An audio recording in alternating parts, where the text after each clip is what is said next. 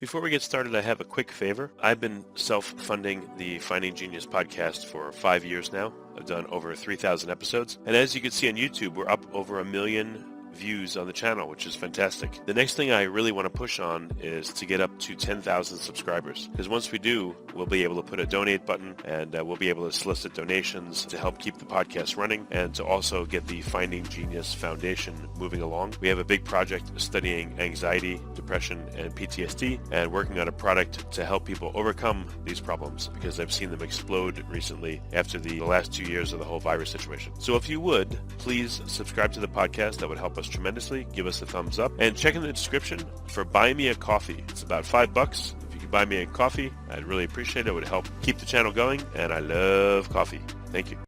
Forget frequently asked questions. Common sense, common knowledge, or Google. How about advice from a real genius? 95% of people in any profession are good enough to be qualified and licensed. 5% Go above and beyond. they become very good at what they do, but only 0.1%.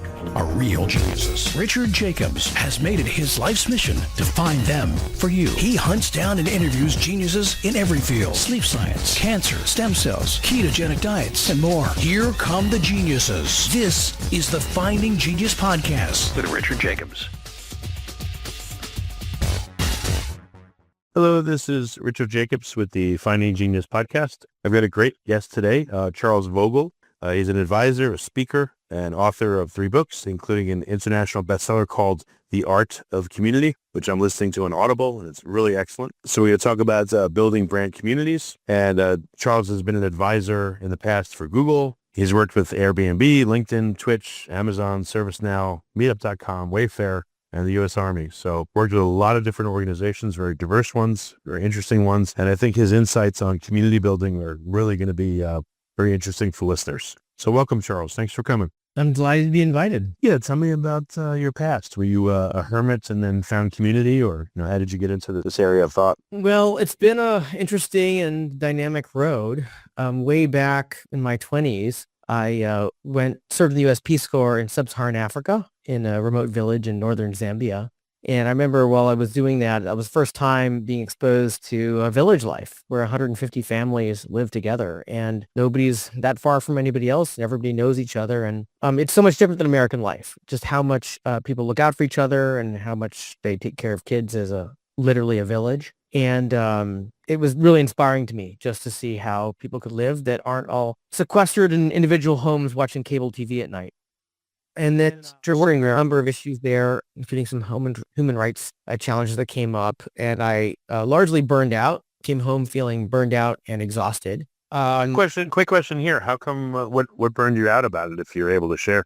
Well, I was there in the midst of the AIDS epidemic. And so, death from that pandemic was, or epidemic, that death from that epidemic was significant. And trying to make a difference there just seemed overwhelming. Right. There were big forces at play. And then at one point, my best friend in the village, who is Zambian, Mr. Puta, was kidnapped by the local government, really put pressure on me because I was trying to find the money that had been stolen for a clinic that had been begun and abandoned. And of course, the money had been taken by someone who didn't want it to be found. And so the way the local government handled that is they kidnapped my best friend and held him for a bribe as a warning to me not to keep looking. And I didn't have a real job because I was a Peace Corps volunteer and didn't have a family to support. So I had plenty of time to try to work on these human rights issues and the clinic that would, if operating, serve hundreds and hundreds of families. And, no surprise, it was a big challenge. And there are cultural forces and political forces that get in the way of, in this case, bringing medicine to kids. Right. And I burned out. I thought I had failed in everything I wanted to do. I found out years and years later that I was wrong, that the work that I'd begun in that village named Lupa Sochi continued. And some years later, that clinic did in fact open, in part because of the groundwork that I and the villagers who worked with me did together. Well, the work continued and a clinic opened. But I didn't know that when I got back. I thought I had just wasted a lot of energy in a place that I cared about, with people I cared about, and it was all for. So when I got back to the United States, I started working a number of projects. And one of them, I started making a documentary film, though I had no experience doing that, about a Cambodian family that survived the Cambodian genocide and became American. And there was a lot of fundraising we had to do, and there was a lot of legal stuff I had to learn, and of course all the filmmaking parts that I didn't know about.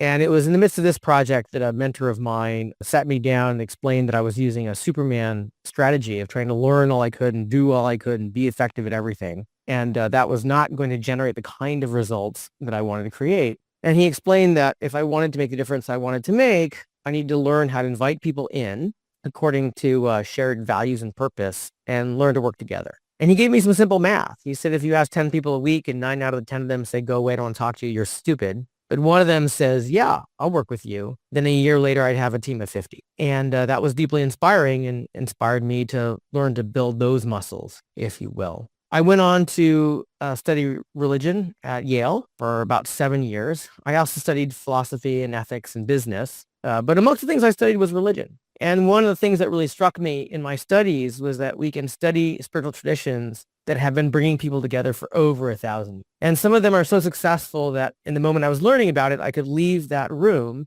and find the people who are still gathering in that tradition. And that was deeply inspiring to me. So I got out of grad school. I had the experience of being a PBS genocide filmmaker, and now I had a degree in religion and didn't know how I would possibly contribute to the economy. And one of the lunches I had when I moved to the West Coast was with a friend who had started a tech company called Twitch. And he shared how what he really wanted to do with the company is bring people together who are already members of Twitch in ways that would connect them better. And he was already confident Twitch would grow. So after that lunch, I went home and I wrote what I thought was going to be 10 pages that my friend Kevin could use in his relatively new company. And it turns out I had more to say than I thought after all these years of experience and the years studying. And that turned into a book. And the first publisher that saw the book wanted to publish it. And now you're listening to it on audiobook. So it's been a really cool, fascinating journey. It's interesting. The village you were in sounded to be like a Dunbar number size village. I believe that with the Dunbar number, the number of people that you can know, I guess, to get any degree of familiarity is about 150, I think, for a group. Well, my understanding is Dunbar's 150 people, and this was about 150 families, and the families can grow quite large. And then there are relationships with other villages that are not very far. So I don't know how many first name relationships any given villager had, but you couldn't be a stranger. I was a stranger nowhere I went for my whole time in Africa. Yeah, maybe we can revisit that a little bit. So what was the social dynamic like, versus like maybe other big cities that you've lived in? What are some things that jump out at you? I don't even know where to begin because the cultural differences between a Zambian village far in the north is so different from any city I've ever been to. It's mind-blowing. I'll just tell you, when I first got there, I was exhausted. And that's very common because our brains are trying to process so many changes: diet, climate, food, language, culture. It's just overwhelming for one's brain. So Peace Corps volunteers are often exhausted when they get to the village. And I noticed I was largely hiding in my little mud house, dealing with that exhaustion. So I just committed at one point to leave at least an hour a day and visit one neighboring house in my village and just sit with them for an hour in what they called an nsaka, or Americans might call it a hut that has a cooking fire in it. And I knew that culturally it was entirely appropriate for a neighbor to come and sit in an nsaka, because an nsaka was considered a semi-public place, as if someone came to your front porch and sat with you on a bench. It wasn't an invasion of your home. And the villagers knew who I was, and they knew I was going to stay there, and they knew I wasn't dangerous. So there was no problem with that. And so I would go and I would just sit in an nsaka with a new family every day, and I would time myself for 1 hour. I'd force myself to be present for 1 hour. And keep in mind, I just learned the name of the local language, which was Bemba, a few months earlier. And I could say phrases here and there, but by no means could I have a conversation. And I certainly couldn't have a conversation with villagers who spoke at the speed of as a fluent speaker, which is to say there was a huge communication barrier right there, And in my memory of that, it's so powerful how generous they were to let me, this stranger, show up who could barely talk to them and just sit amongst their kids and sit with them while they did the most mundane chores. And I don't think there anybody in my neighborhood who would be okay with that. But not only was I totally creative of that, of course, after I'd done this 2 times or some such, the word got out that I was doing this. And so people expected me and they welcomed me. And of course, I was always fed. And this is a place where 1/3 of the year was called the hunger season, because it was a very, very sober name for the season. but I couldn't go anywhere where someone wouldn't offer me food. That kind of generosity. It sounds like you were like a cultural anthropologist, hanging out with people. Is that Learned a lot by being in another culture and living with people who I didn't understand, and I was a stranger to them. I wasn't there under any research pretense or academic aspirations. I was there to learn and before I left, find a way that I could contribute. And as I said, I struggled and I thought I totally failed, and I fortunately found out I was wrong years later. Well, what did you discover by sitting with, with people doing mundane tasks? Were there any memories of that were interesting? Oh, well, one of the lasting memories that I've taken is just how much I then took for granted and how much we as Americans take for granted all the stuff we have. Aspirin, ibuprofen, antibiotic cream, antifungal medicine, just to begin with. I don't know a single person in my neighborhood who'd be shocked and elated because someone showed up with antifungal cream for an itch. But if you live in a village in northern Zambia, there isn't any antifungal cream, and that itch is going to vex you for a long time. And then our water was over a kilometer away from a little river. And the way rivers work is they're at the lowest point of the topography, which is to say every time you wanted water, you had to carry all of it uphill for a kilometer. And I was a weak American. I was a 20-something-year-old young man, but a weak American. And so I had jerry cans. And the first day I woke up and I didn't know where to get water. I knew villagers knew and they would help me, but I didn't know where it was. And I started walking toward the river. And quickly, a very large group of children joined me to escort me and watch the new stranger to the river. And then, of course, they filled up my jerry cans because they knew how to do that. And it was obvious that I couldn't carry them back. And they threw them on their heads and walked uphill a kilometer to my little house, which I could not do. And let me tell you, when you see the strength of people who do this every single day, maybe several times a day, and my own weakness to confront that, when I saw my own weakness, I'm confronted with just how overwhelmingly easy seemingly everything in my life is. And the great thing about experiencing that experience and all the other experiences that came in that time in my 20s is it gave me perspective, and I still have it today when I face challenges. And I'll give you an example. I've written several books now, and on occasion I've met people who say, "Oh, I could never write a book. It's the hardest thing you can do." And I tried, and I saw, and go so on and so forth. And then I've seen people post on social media about how they've written a book and it's the hardest thing they ever did, and so on and so forth. Well, I tell you, keeping kids alive in an epidemic with no medicine is way harder. Trying to build a clinic with money that's been stolen by the local government where there's no paved roads, way harder. And so I'm never confused when I sit down with an iced coffee in a heated room at a keyboard in front of a big screen and write. I'm never confused that this is a tough and difficult life. I have a mission. I hope I'm making a difference when I share things that people take in, but I'm not struggling. And I'm delighted that I got that anchoring experience in my 20s. Before we continue, I've been personally funding the Finding Genius podcast for 4.5 years now, which has led to 2,700 plus interviews of clinicians, researchers, scientists, CEOs, and other amazing people who are working to advance science and improve our lives and our world. Even though this podcast gets 100,000 plus downloads a month, we need your help to reach hundreds of thousands more worldwide. Please visit findinggeniuspodcast.com and click on Support Us. We have 3 levels of membership from $10 to $49 a month, including perks such as the ability to see ahead in our interview calendar and ask questions of upcoming guests, transcripts of podcasts you're interested in, the ability to request specific topics or guests, and more. Visit findinggeniuspodcast.com and click Support Us today. Now back to the show. Do you feel like you're, do you feel like the people like in the, the U.S. or other first world countries, do you feel like you have impatience with them because they haven't had this experience and they don't know what hardship is compared to the hardship of like this village? Like, how do you feel about people here? Well, we all have our own context and we're wrestling with our own challenges. Life in the United States is not easy. In fact, when we look at, wealth trends, things are getting harder. People are working harder, making less money. Healthcare is less accessible. I will say that when I finished the Peace Corps and was traveling thereafter and recovering from some maladies I got while serving, I was definitely at a point where I would be around packbackers also in their 20s. And the kind of things that they would whine about and were challenging for them, I couldn't hear. Because after you've been living in a place where so many kids are dying and the life expectancy is under 40 years old and there are human rights abuses, other things. I'm hearing about, people not being able to fit their shoes in their backpack, or I'm hearing about how they had to wait longer for a train because something was canceled. Like, it didn't sit well with me. What about the happiness of the people in the tribe versus the happiness of people here?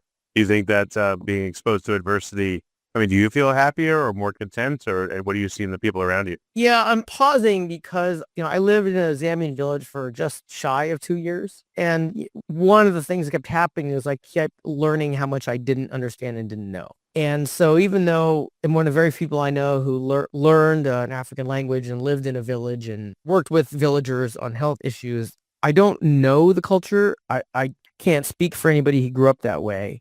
And I've heard people coming back from, say, volunteer trips in developing countries, how, well, those people don't have very much, but they're happy. And I'm certain there's truth in it. One of the things that I got present to working in Zambia was that, yes, villagers are happy because they have each other. They have song, they have dance, they have rituals. They're surrounded by friends who deeply care about them. They're part of lineages that are connected to the land that they take very seriously. And they don't like their kids dying.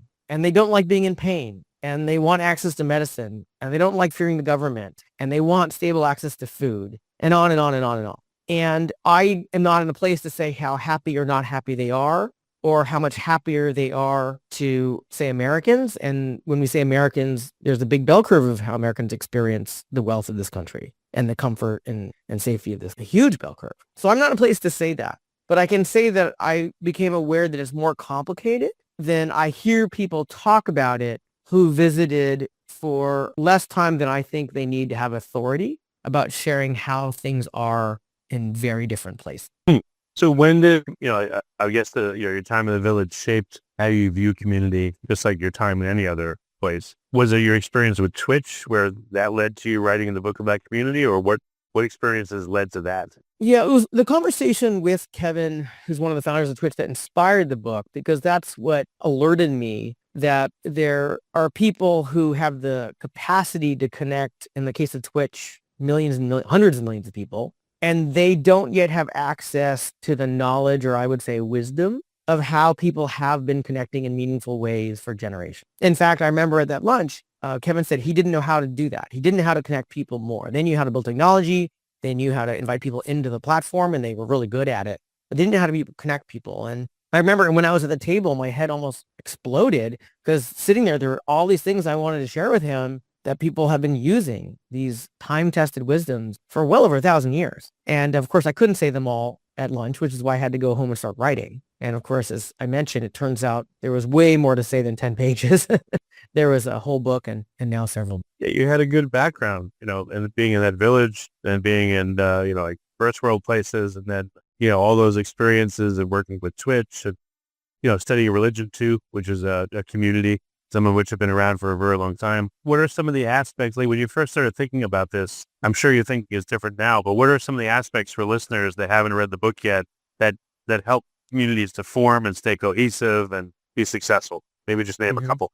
Well, one of the principles that I noticed there's a misunderstanding about in our time is this idea that if we're going to bring people together we care about into a strong community. And let me define that. In my work, a community is simply a group of people who share mutual concerns for one another. I don't care if you play the same sports, you wear the same clothes, and you like the same food. I don't care. I only care, do you care about each other? And that's really important, because we live in a time where a lot of people say they're building community, and often they're just compiling a list of customers, a list of attendees, a list of donors, a list of fans. And by the way, nothing wrong with that. That's just not a community. It's a list. And I actually coined a term for that because it's such a problem in our conversation. And we call that a mirage community. It's when someone says it's community, and maybe from a distance it looks like a community of fans. When you look closely, it's just a list of people get eaten, for example. So when we want to bring people together in community, as I'm defining it, there's often this misunderstanding that the way we build community is we invite everybody to anything all the time. And that sentiment is often rooted in a very generous place. This idea that if we're bringing people together, let's be super generous, invite everybody all the time. But that doesn't work. And for a couple of reasons. One, if you don't have a boundary where you know who's inside and who's outside, then you don't know who should be there. If everybody can show up all the time, or everybody should show up all the time, then there's no particular people that can show up. And then you can't invest in the people you want to invest in. And I'll give you an example. I'm a very serious downhill skier, and I train with ski coaches. And when we gather, guess what? We talk a lot about skiing and weather and gear and technique. And my wife doesn't want to hear it. And I don't blame her. When we gather, people who don't want to talk about skiing should not join us. It's not going to be fun for them. And then if we accommodate their interest of not talking about skiing, that's going to be lousy for us. That doesn't mean we don't like my wife or she's not a good person or she can't hang out with us. It's just an understanding that when we're gathering as enthusiasts, we need to be clear, well, who is this for? And the way I name that is I say that we're gathering people around shared value and or shared purpose. At least one, and one can be enough. You like downhill skiing. And you do it. And if you don't have it shared values and purpose, it's not clear who you're gathering and how you invest in. And we call that the boundary. I need to know, who do we invite into the boundary? But the boundary isn't there just to snob people out. The boundary is there so that we can understand, well, what are the values and our purpose we're looking for, so that we can invite people in so they can find the right people. And then we create an intimate space inside that boundary. How do you take just a gathering of people and make them into a community? Like what would be the first step or two? I would guess, like if you're trying to form a community, when would you get early signs that it's going to work or it's not going to work for whatever reason? Well, I don't think there are early signs. I think you have results from early efforts and then you have to adjust or not. And relationships take time to form. Communities only develop at the speed of trust, and trust develops in relationships, and relationships develop because you invest in them. And if you don't invest in them, you're not going to get relationships. Full stop. And I know there are a lot of people who like to brag, especially online, about creating communities in one concert or one festival or one retreat, but largely they don't.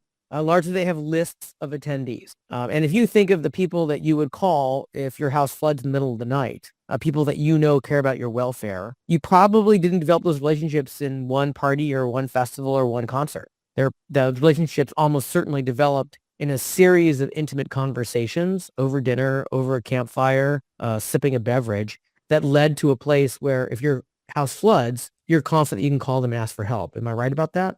I don't know if people know how to invest and how to build a community. And was it everyone there? I'm curious. Am I right about that? When you think about the friends that you would call, did you form those relationships over one festival or one concert? Or did they, is there a series of conversations that were intimate? Yeah, it takes quite a while. And there has to be opportunities too sometimes where all of a sudden you can go to a higher level of intimacy with somebody. Like something happens to them or something happens to you. And now all of a sudden there's that test without it being a test. It's like, hey, this bad thing happened. My car broke down. And so-and-so said, I can't help you. I'm sorry. I'm busy. But so-and-so said, oh yeah, I'll come help you. And you were like really surprised they did. And that deepened the relationship. It seems like, I know it could happen organically over time, but I don't know. I would guess everyone's in a rush to do it. It seemed to you like it happened organically over time, but there are things that we can notice that took place. Like there's a reason that I suspected that you develop those relationships over time with multiple experiences. And that's why when I'm talking about building community with leadership, the first lesson I like to bring up is what I call the power of invitation. And that's because I've noticed we live in a time where people like to skip the invitation. In my work, an invitation is a request to spend time where a person invited knows that someone cares if they show up. I'll say that again because it's important. An invitation is a request to spend time where the person invited knows that someone cares if they show up. If you're asking for people to spend time with you, but they have no sense that anybody cares if they show up, we have a name for that, and that's called an announcement. And I've noticed that we live in a time where people like to push out a lot of announcements and then complain that they're not getting a lot of engagement. And when we're looking at building community or growing community, one of the first things I'm looking for is, well, who are you inviting? How are you inviting them? And what are you inviting them to? And if the answer is we invite no one to anything because we shoot out an announcement, and we invite them to things where there won't be an opportunity for a possibly intimate conversation, then I know that nothing else is going to work. And with some irony, I know nonprofits and schools that have been caught in this. They complain they're not getting a lot of involvement, and they're inviting nobody to anything that will invite them to an intimate conversation. I don't know. It seems, how do you break the ice, I guess, with a community? Like, who goes first and how to really start forming it? I guess I'm confused by the question. Somebody has to want to connect with people they care about. And that has to start with an invitation, a request delivered where however is culturally appropriate. If you send me a text that says, hey, we're having drinks on Saturday night, you should totally be there. That's not a compelling invitation for me for a number of reasons. One is I don't drink alcohol.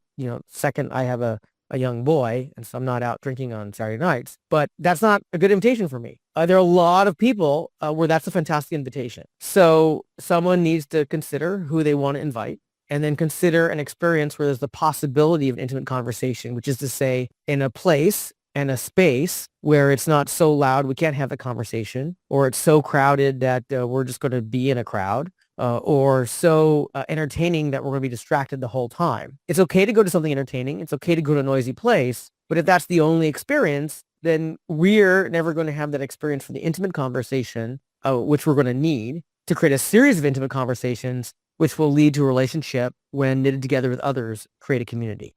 If someone wants to create a community around the business they have or the product they sell, I don't know, is that a real reason to do it, or is it self-serving? Like, how can it be done in a way that's pretty virtuous? And it's very difficult to work successfully, and that's why most of them fail. And the reason is very often when businesses say they want to build a community, they bring what we call an extractive lens to the experience, which is to say, they say they want to bring people together around shared values and purpose, but that's underneath the priority of getting something from these people. It's usually money. It's also often attention and time, but there's usually money. And if everything is transparent about that, that can go well. And there are examples where that went well. However, if you think of your life and you consider the next 50 weeks of your life, you probably already know how many of those weekends you want to spend with people who are only inviting you because they've calculated they're going to get more money out of you if you show up than money they're going to invest creating the experiences that you'll attend. Am I right about that? Yeah, right. If they just want to extract money out of me, what's the point? And we haven't even talked about what they're inviting you to do or who they are or what you're excited. We haven't talked about that. You already know generally how much you want to go. So you can see how difficult it is to bring that lens. And one of the things I talk about in the Art of Community is that for a successful community to work, as I'm defining it, people care about one another, a generosity is required. There needs to be at least the perception, and hopefully accurately, that the people involved in the community are generous. So I'm curious, what is your sport? If you go out to do a sport, what is that sport for you? Oh, well, I did swimming, did Tai Chi for a while, that kind of stuff. Great. So so Tai Chi is the kind of sport, and you correct me if I'm wrong, you learn very slowly. It's really challenging, and you never master it. Am I right? Yeah, it takes years and years and years. And you have to do that with somebody who has spent even more years learning it, who's patient enough to watch you do it poorly. Am I right? Right. And my guess is you only want to spend those hours with someone you think is generous with you. Am I right? Yeah, if the instructor doesn't really care about you or it's just transactional, right? Like, why would you be there? So it may be transactional. Instructors need to get paid. There's probably a space cost. But if it was strictly transactional, that would be no fun for you or way less fun. And said differently, you perceived, hopefully rightfully so, that there's a generous relationship in that community. And my guess is if your instructor and or those other students had a broke down car and say, hey, can you swing by and pick me up? I can't get to class this week. You wouldn't even pause. You'd say, of course. Well, actually, I stopped because of the lack of community. Actually, it's a good example because I just feel like, for instance, we were in a long, narrow room and the instructor would be in the middle. I would get there early, so I'd usually be in the middle. Sometimes there would be other people. I'd say, hey, so-and-so, you can come to the middle. I know this part. I'll go to the end. You can see better. But unless I engaged with people, no one ever engaged with me or literally said a word. And I knew these people really well after a while. And that lack of care, it just became like meaningless. And I'm like, I don't want to go here anymore. So I stopped. This is a fantastic example where my guess is if twice a month you spent 90 minutes drinking barley tea and having rice crackers with some of your classmates, that would have been a transformative relationship to that training. Yeah, it would have been much better. If I came and they said, hey, Rich, how you doing? I said that to them, but they just, I guess one thing I learned too is the person that's running the event really sets the tone on how to behave. Like, I'll give you one more example. There's one guy, I would go to a lot of his marketing seminars and he was really mercenary. And I would ask people, hey, you want to go to lunch and all that? And they wouldn't do it. Like, no one would do anything. And then I went to a seminar with another guy, and the whole time he's like, we got to help each other. You got to be there for each other, blah, blah. And some of the same people were at this other seminar, and their behavior was totally different, much nicer, because he told them how to behave. So I realized like, wow, the leader literally Yeah. tells people how to behave in a group, either good or bad. I couldn't have said it better. I couldn't have said it better. And because we're all getting cues of what are the rules of a space from the host. And that host had different rules and people lived in those rules differently. And what I love that you highlighted about your experiences, it had nothing to do with whether the training was good. It was a fundamental shift in your training that you had a group of people that you thought understood you emotionally and intellectually, and you perceived cared about you in a generous way, and that's where your energy went. Yep. So what more can I say about how we start communities than what you just shared?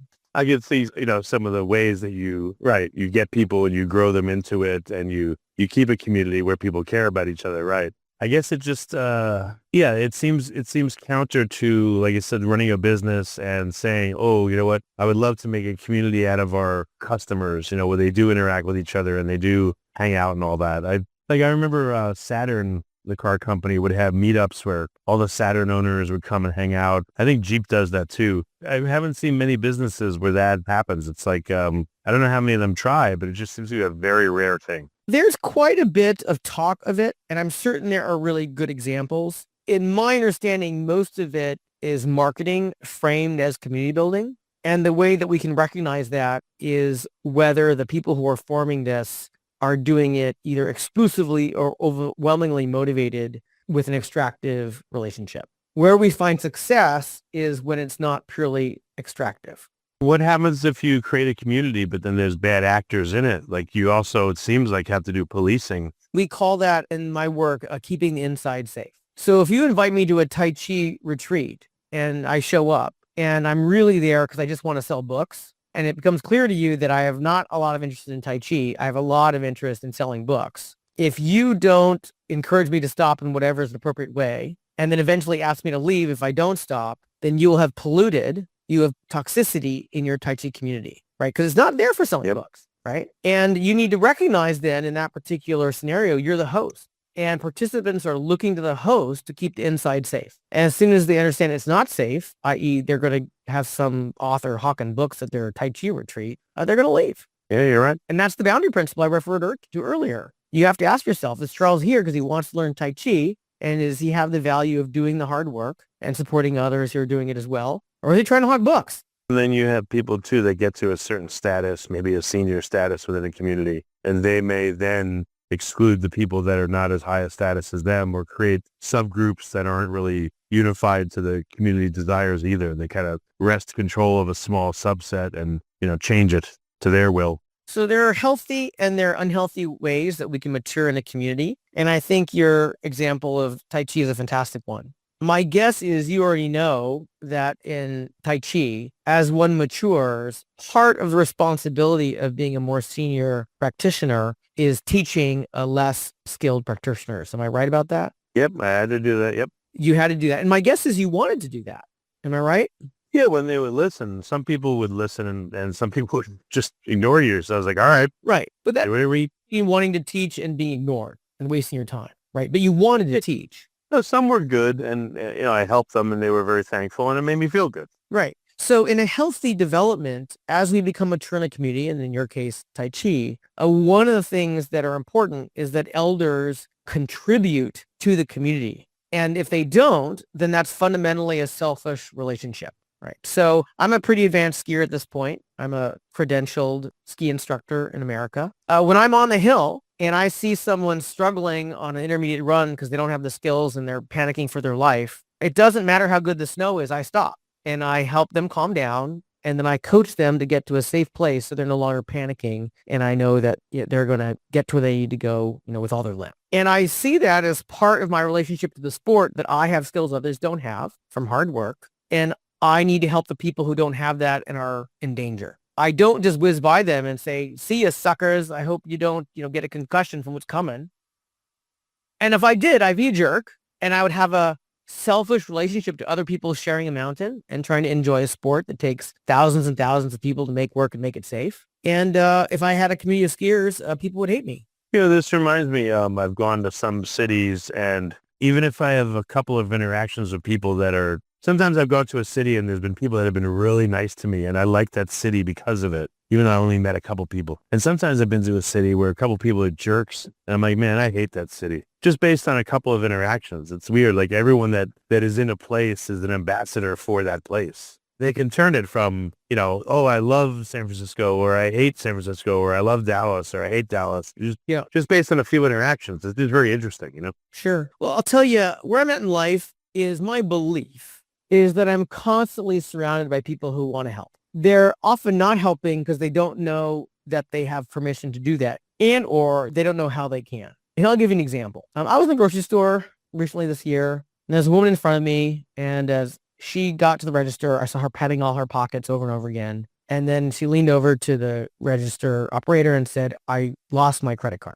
And I heard her and I said, oh, I'll handle it. And she was shocked. And quite frankly, it wasn't a lot of groceries. Not that it mattered, but it wasn't a lot of groceries. And said, no, I got it. And I've learned to say, I'm sure you'll pass this on in the future. Am I right? And she said, of course. I said, great. We're okay. Very simple act. My guess is you would have done the same. Am I right about that? Well, there's a few items. Yeah. I've helped people like that before. Why not? You've lost a credit card. Like you could have $15 of groceries for someone who honestly lost a credit card. Yeah. So there's only two of us in this call, and both of us would buy groceries for somebody who just lost a credit card and, it's a bad day. I believe that I'm surrounded by people like us all the time because we're not that special. $15 off their credit card would make a big difference, or that they have permission to help without exposing us for being incompetent or, desperate. And I've found walking through the world with this attitude is truly amazing. How many people step up and want to help if I give them opportunity to do that? What happens if you have an interaction where someone's selfish or a jerk to you? Like, how do you not let it color your attitude and change your mind from a positive expectation to a negative one? Well, first of all, it totally does because I'm normal. And one of the things I've learned is that everywhere I go, all over, people are handling really messed up stuff. And they're distracted and they're exhausted. And sometimes they're barely holding on. And I've been that guy in my life. And sometimes I have to remind myself that they could be in a place where they just don't have the bandwidth to be as generous or as patient or as courteous as I want them to be. So do you feel like your positive expectation insulates you against the occasional negative interaction? I think it insulates me from a lot of them. I'm like everybody else. People make me mad when they do things I don't want them to do. Okay. Oh, that's excellent. Any examples of communities that have formed that were like, wow, I didn't think this would happen. Like you were shocked by it. Maybe not anymore, but knowing what you know now. Any examples of that? Nothing's coming to mind where I was shocked that it forms. I have this understanding that we are surrounded by people who desperately want to connect. And unfortunately, you and we're living in what might be the loneliest time in people's history for a number of reasons. And so what I'm more shocked about is how lonely we are all together. And I'm more shocked about how low the skills are amongst us to create the connections that we long for. And I'll give you an example. I've talked about this invitation power across the country now, actually internationally. And to me, it's a very simple idea. If you want to bring parents together, or students, or medical professionals, or military people together, you got to start with an invitation. You got to invite people to stuff. That is a radical idea for many people. This idea that they need to invite people to things. I wish I could say differently. What do they expect to be invited and not to invite? I think many of us want to be invited more than we're invited. But I think many people don't understand that how critical it is that an invitation is extended and that it's extended over and over again.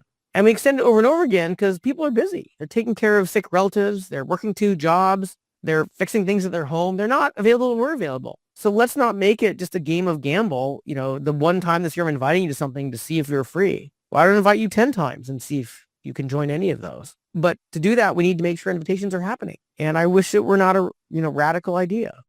By the way, anyone who's listening doesn't think it's a radical idea, God bless you. I mean, they're way more advanced ideas. But I found that I have to start here. What have you noticed in people you invited? Like, does it take on average like 3 invites to get somebody, or are there different types of like avatars or people? Some that'll say yes right away, some that'll never say yes, some that take a long time. I don't keep track of the ratios, and one of the reasons is I kind of like it when people say no. And let me clarify that. I don't like it because they're saying no. I like it because if you're going to take care of a sick family member and that's why you're not going to come to my place for dinner, I want you to take care of your sick grandmother. And I know that because I invited you, you know that I want you to join me. And you know that I would like you and me to have a relationship where we share dinners. All of that good stuff happens when you say no. It would also be great if you said yes. But no isn't bad. Go take care of your grandmother, or go study for school, or go prepare for that vacation you're going on. I want you to be prepared for your vacation. So since I know that good things happen when I extend an invitation, people say no, that means I can extend a lot of invitations, and I do. And I often extend more invitations than I have room for. And what I can say is, hey, we're having dinner. We'd love for you to join us. Please get back to me while I still have room. And if you get back to me 4 days later and I don't have room, it's not because I don't like you. It's not because it wasn't a real invitation. It's just the table's full. And you know that, and I know that, and I can invite you to the next one. What are the reasons that people would be afraid to say yes or don't say yes? Have you studied those? Have you cataloged those? There are many reasons, and they're often subcultural. For example, I have a lot of friends from grad school who are women, and I can invite them to come to my home for dinner, and they do, and we have a good time. There are many cultures where if I even speak to a woman, that's a problem. There's cultures where if I even speak to a woman who's a married woman and invite her to my home, that's a deep problem. It doesn't make it bad or good. It's just radically different. And if I don't understand that, I'm going to keep getting no's, and I might blame them. But it's really about me misunderstanding what do they need that's culturally appropriate, given gender dynamics or power dynamics that could make the possibility of a yes. And that's why I don't tell people what does an invitation exactly look like or what's the best invitation, because I don't know for you, but I do know for my community. But we share geography and language and a shared culture and understanding, and married women can have dinner in my home. And as long as we don't do anything that, would violate some commitment, it's all good. I just wonder, why some people, even if they want to go to a place, they're afraid, they feel awkward, they don't know how to talk to people. It's been so long, maybe they feel like the other people in the room are above them. I would guess there's many reasons that people have trepidations and they say no without even wanting to say no. Like they do want to come, but they're just afraid. So I'm having difficulty answering your question because we can theorize an infinite number of reasons people invent not to do something. And in this case, we haven't even picked what they're not doing. And so I don't have a specific answer. What's coming up for me is we need to consider who we want to join us, neighbors, family members, Tai Chi practitioners. Consider, well, what would they like to join me to do? And my coaching on that is only invite people to do things that you like to do. And the reason is, if you invite people to do things you don't like to do, when they show up and do that thing you don't like to do with you, we can almost guarantee how much they're going to come back and do that.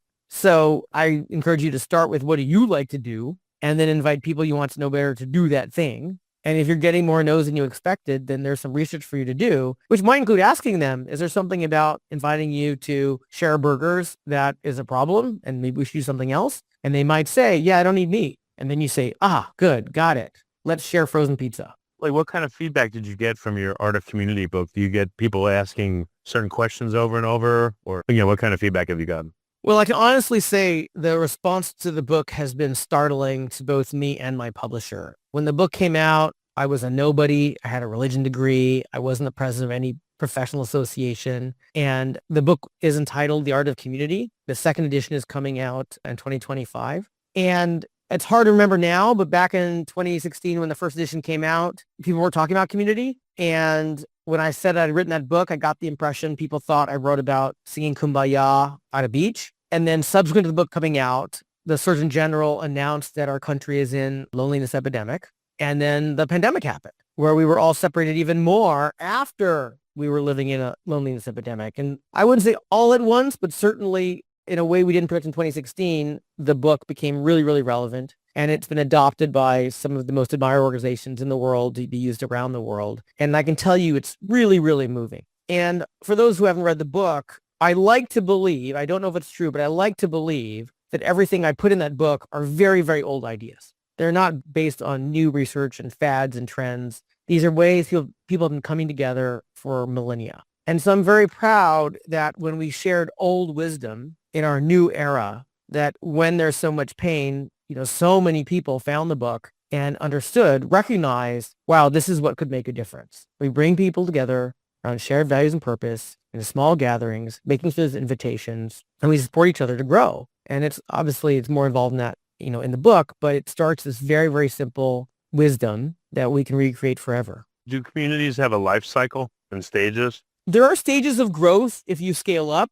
I don't think all communities should scale up. In fact, I think often when they scale up, much of the value is lost. The original value is lost. And I write about that in my latest book, Building Brand Communities, about how we grow up and we create segments, we call them. There's no guaranteed end of a community, but many communities end. People grow up and they move on. The project that you're working on is ended. You become a master Tai Chi practitioner and you move to a new state and you start teaching people there. And that community that you're in is going to change radically, maybe die. The community dying as an entity is not a problem because what continues are the relationships. And hopefully when you start practicing Tai Chi somewhere else, you'll still have the relationships that you developed when you were at this more junior stage in your maturation. Gotcha. Yeah, no, it is helpful. Yeah. Okay. What's next in your book writing roster, or what project are you working on now that's that's up and coming? So several things. The second edition of The Art of Community is being released in 2025, and I added 25% to the book, in large part informed by the changes we've seen in the country because of the pandemic, and I'm looking forward to sharing that. I'm working with a number of schools of creating a guideline for educators so that the events that schools are already creating and already spending money on will be better at connecting people as opposed to just serving catering. I'm also talking with a group that works with military veteran families and veterans on doing a better job in connecting family members, which are they're too disconnected than we need as a country to support the families that are supporting the war fighters that are doing hard jobs. And then I'm continuing to lead workshops and provide keynotes as people invite me around the country. One last question comes to mind. What if, you feel like so many people that you need software to track them all? Like you just know so many people, you can't call them all for their birthdays or there's just too many. Like, so maybe what you end up with is just a bunch of pseudo relationships, but not really deep ones. Like, what do you do if you have an abundance of people you know?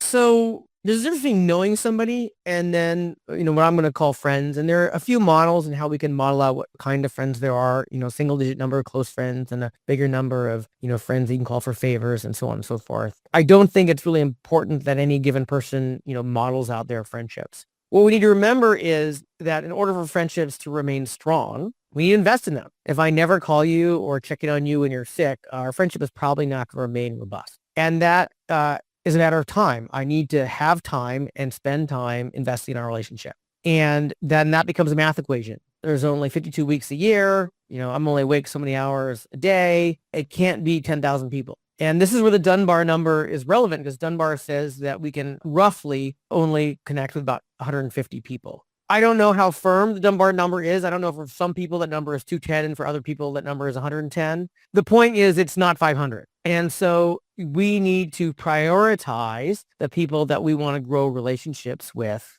in our lives. And I do know too many people so that I can't remember all their names and where they are and who they're married to and their kids. I can't do it. And so I do use software to help me with that. With that said, there is a group of people that I really invest in growing those relationships. And they're local because we know that local relationships drastically improve our life, where we know that the numbers of people we know on social media do almost nothing to improve the quality of our life. And so the answer to your question in short is you need to choose people you're investing in and invest in them. Fair enough. Okay. Well, very good. So for listeners that want to understand how to create communities and good ones, what's your recommendation? Should they start with The Art of Community first, or is there another book that you've written would be a better start? The best place to start is The Art of Community. That book discusses fundamental principles that we find in long-standing, enriching communities. And then on my website, which is charlesvogl.com, charlesvogl.com, I have a whole series of downloads and notes and articles that are all free for the download. And if you want to start a conversation with the community you're part of, be that political or geographic or athletic or spiritual, you can use those downloads to start a conversation about how to knit together the people that you care about. Well, very good. Charles, thanks so much for coming on this podcast. It's been a really good call. Very interesting. Well, I'm happy to share what I can. Thanks for inviting me. If you like this podcast, please click the link in the description to subscribe and review us on iTunes. You've been listening to the Finding Genius podcast with Richard Jacobs. If you like what you hear, be sure to review and subscribe to the Finding Genius podcast on iTunes or wherever you listen to podcasts. And want to be smarter than everybody else? Become a premium member at findinggeniuspodcast.com. This podcast is for information only. No advice of any kind is being given. Any action you take or don't take as a result of listening is your sole responsibility. Consult professionals when advice is needed. There's just too many. So maybe what you end up with is just a bunch of pseudo relationships, but not really deep ones. What do you do if you have an abundance of people you know? So there's a difference between knowing somebody and then, what I'm going to call friends. And there are a few models and how we can model out what kind of friends there are, single digit number of close friends and a bigger number of, friends that you can call for favors and so on and so forth. I don't think it's really important that any given person, models out their friendships. What we need to remember is that in order for friendships to remain strong, we need to invest in them. If I never call you or check in on you when you're sick, our friendship is probably not going to remain robust. And that is a matter of time. I need to have time and spend time investing in our relationship. And then that becomes a math equation. There's only 52 weeks a year. I'm only awake so many hours a day. It can't be 10,000 people. And this is where the Dunbar number is relevant because Dunbar says that we can roughly only connect with about 150 people. I don't know how firm the Dunbar number is. I don't know if for some people that number is 210 and for other people that number is 110. The point is it's not 500. And so we need to prioritize the people that we want to grow relationships with in our lives. And I do know too many people so that I can't remember all their names and where they are and who they're married to and and their kids. I can't do it. And so I do use software to help me with that. With that said, there is a group of people that I really invest in growing those relationships. And they're local because we know that local relationships drastically improve our life, where we know that the numbers of people we know on social media do almost nothing to improve the quality of our life. And so to answer your question in short is you need to choose people you're investing in and invest in them. Fair enough. Okay. Well, very good. So for listeners that want to understand how to create communities and good ones, what's your recommendation? Should they start with The Art of Community first, or is there another book that you've written will be a better start? The best place to start is The Art of Community. That book discusses fundamental principles that we find in long-standing, enriching communities. And then on my website, which is charlesvogl.com, charlesvogl.com, I have a whole series of downloads and notes and articles that are all free for the download. And if you want to start a conversation with the community you're part of, be that political or geographic or athletic or spiritual, you can use those downloads to start a conversation about how to knit together the people that you care about. Well, very good. Charles, thanks so much for coming on this podcast. It's been a really good call. Very interesting. Well, I'm happy to share what I can. Thanks for inviting me. If you like this podcast, please click the link in the description to subscribe and review us on iTunes. You've been listening to the Finding Genius podcast with Richard Jacobs. If you like what you hear, be sure to review and subscribe to the Finding Genius podcast on iTunes or wherever you listen to podcasts. And want to be smarter than everybody else? Become a premium member at findinggeniuspodcast.com. This podcast is for information only. No advice of any kind is being given. Any action you take or don't take as a result of listening is your sole responsibility. Consult professionals when advice is needed.